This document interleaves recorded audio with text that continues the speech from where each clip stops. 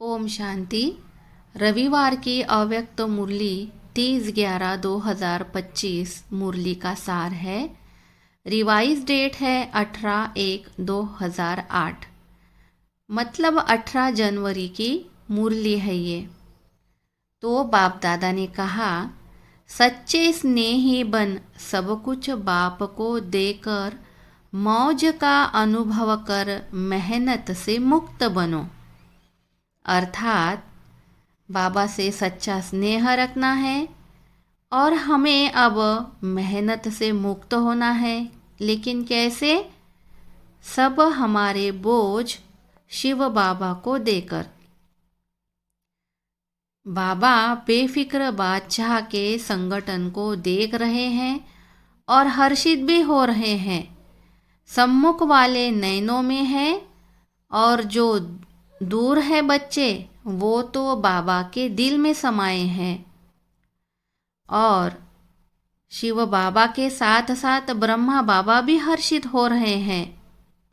बाबा आगे बताते हैं कि 18 जनवरी को रात को 2 बजे से भिन्न भिन्न प्रकार की मालाएं बाप दादा के गले में पड़ी है।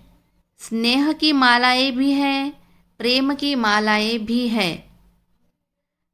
और इन मालाओं के भिन्न 4 प्रकार बाबा ने बताए हैं। कुछ बच्चे हैं, यानी पहले प्रकार की माला बताई, श्रेष्ठ बच्चे हैं, बाप समान तीव्र पुरुषार्थी। और उन बच्चों की माला बिल्कुल छोटी सी है, नेकलेस जैसी। और दूसरी माला बाबा ने बताई है कि जो दिल के बहुत स्नेही हैं और बाप समान पुरुषार्थी भी बच्चे हैं, लेकिन श्रेष्ठ पुरुषार्थी नहीं है, लेकिन बाबा के प्यार में डूबे हुए हैं, स्नेह के सागर में लीन है। और तीसरे प्रकार की माला बताई है बाबा ने कि जो बच्चे सेवा भी करते हैं, सेवा के साथी भी है, बाप के भी साथी है, लेकिन कभी कभी है और तूफानों में फंसते हैं, तूफानों का सामना करते हैं और संपन्न बनने की चाहना रखते हैं। और चौथे प्रकार के बच्चे यानी माला बताई है बाबा ने उलानो वालों की, कि मैं करना नहीं चाहता था, ड्रामा में यह हो रहा है, अब मैं क्या करूं। तो ऐसे बच्चे जो बाबा को उलाने देते हैं, ऐसे 4 प्रकार की मालाएं बाबा ने बताई है। और अब आपको ये सोचना है कि आप कौन से माला में आते हैं और उसके अनुसार आपका अगला पुरुषार्थ करना है। अब मेजॉरिटी बच्चे यही सोचते हैं कि उन्हें अब कुछ करके दिखाना है। मतलब बाबा का जो ये मैसेज है कि जल्दी ही सतयुग आने वाला है, ज़्यादा से ज़्यादा ये सभी लोगों को मैसेज देना है। और ऐसे ही बच्चों को बाप दादा दिल से दुआएं देते हैं। और बाप दादा ने आज की मुरली में दुआएं दी है। तो जिन बच्चों ने मुरली सुनी उन्हें वो दुआएं मिली है, और जिन्होंने मुरली नहीं सुनी उन्हें तो पता भी नहीं है कि आज दुआएं मिली है।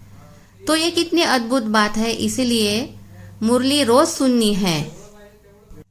अगर बाप से स्नेह है तो मेहनत भी मनोरंजन के समान लगती है, और स्नेह ही बाप के समीपता का अनुभव कराता है।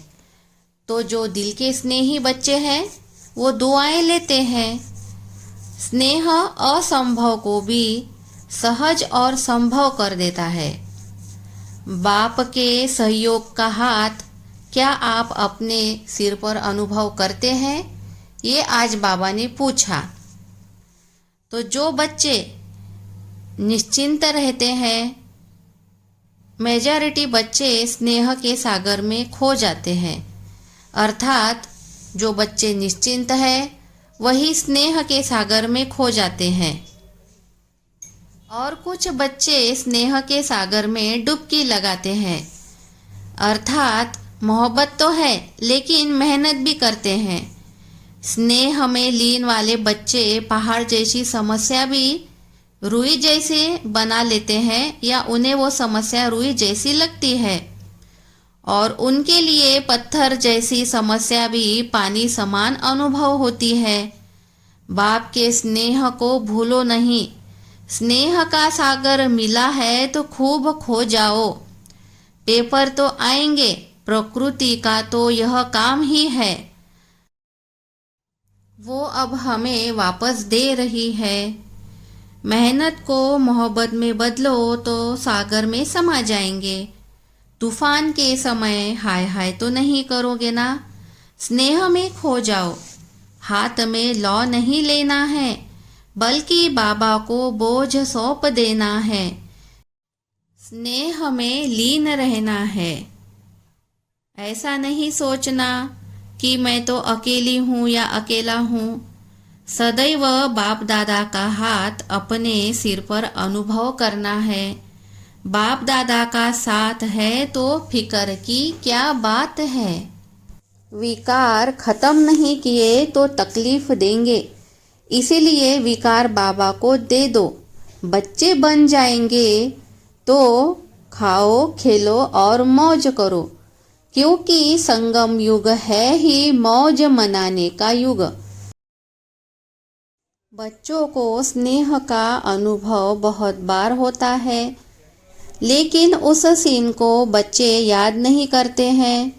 जब समस्या आती है तो मेहनत करते हैं, तो समस्या से लड़ना नहीं है, उड़ती कला से उसे पार करना है, युक्ति युक्त रहना है।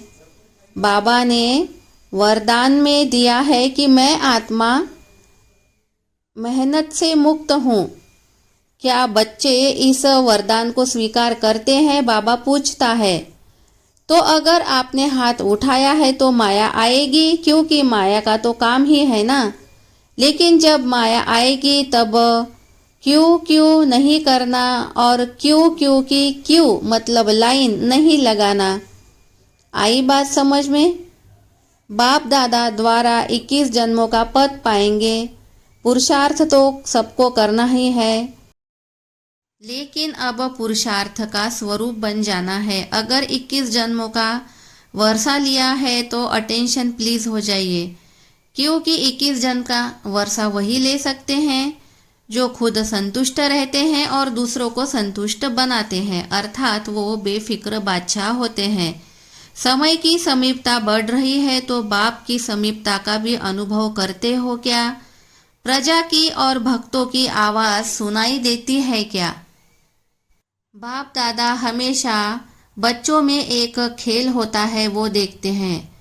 बाप दादा को उन बच्चों पर बहुत रहम आता है जो बच्चे ये खेल खेलते हैं। बाप दादा को मज़ा नहीं आता है। गलती तो खुद की होती है, लेकिन दूसरों पर थोपते रहते हैं। कुछ हुआ तो दूसरों के ऊपर ब्लेम करते रहेंगे। ऐसे बच्चों को लगता है कि जो कुछ हुआ है वो सिर्फ मुझे पता है, किसी ने कुछ नहीं देखा। लेकिन बाप दादा सब कुछ देखता रहता है। ये तो ऐसा लगता है उन्हें कि ये सब तो ड्रामा में होना ही था। उन्होंने तो पहले ऐसा कहा, ऐसा किया, मैंने क्या किया। तो ये एक प्रकार से अपने आप का रियलाइजेशन कम होता है। मतलब हम ये सोचते हैं कि वो बदलेंगे तो फिर मैं बदलूंगा, तो हम उनको चांस देते हैं कि उनका पहला नंबर आ जाए। लेकिन बाबा ने हम बच्चों को समझाया है कि आपको अपनी गलती सुधारनी है, और आपको ये नहीं सोचना है कि वो बदले तो मैं बदलूं। नहीं, हमें बदलना है, सहनशीलता बढ़ानी है, तभी हमें पहला नंबर मिलेगा। दूसरे बदले तो मैं बदलूं, तो इसका मतलब ये है कि आप दूसरों को पहला नंबर आने का चांस दे रहे हैं। तो अब हम बच्चों को ये तय करना है कि हमें पहला नंबर लेना है या दूसरा नंबर लेना है। बाबा कहता है कि भाषा का खेल नहीं खेलना है, परिवर्तन करना है। लक्ष्मी नारायण बनना है तो परिवर्तन करना ही पड़ेगा। तो सोचो, लक्ष्मी नारायण तुम्हें बनना है, अपने मन में परिवर्तन का बैज लगाना है। और जब डॉक्टर जो होता है वो किसी मरीज को देखता है तो वो घबराता है क्या? तो ऐसा समझिए कि सभी लोग मरीज हैं और आप डॉक्टर हो। समय के साथ बातें तो आएगी, लेकिन घबराना नहीं है। खुद को बदलना है तो दूसरे अपने आप बदल जाएंगे। खुद को बदलने का संकल्प तो बहुत अच्छा है, लेकिन स्वरूप बनने में भिन्नता आ जाती है। बाद में बाप दादा ने 2 मिनट की ड्रिल कराई है। आज की मुरली से वरदान है, याद के जादुई मंत्र द्वारा सर्व सिद्धियों को प्राप्त करने वाले सिद्धि स्वरूप भव।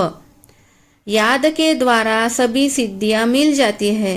स्थूल में भी मंत्र यज्ञ करते हैं तो कार्य में सिद्धि चाहिए तो याद का महामंत्र ही विधि स्वरूप है तो सिद्धि स्वरूप बन जाएंगे। मतलब बाबा की याद ही सभी कार्यों को सिद्ध करने का महामंत्र है। और स्लोगन है सेकंद में विस्तार को सार रूप में समा लेना, अर्थात अंतिम सर्टिफिकेट लेना है। तो ये था आज की मुरली का सार। ओम शांति।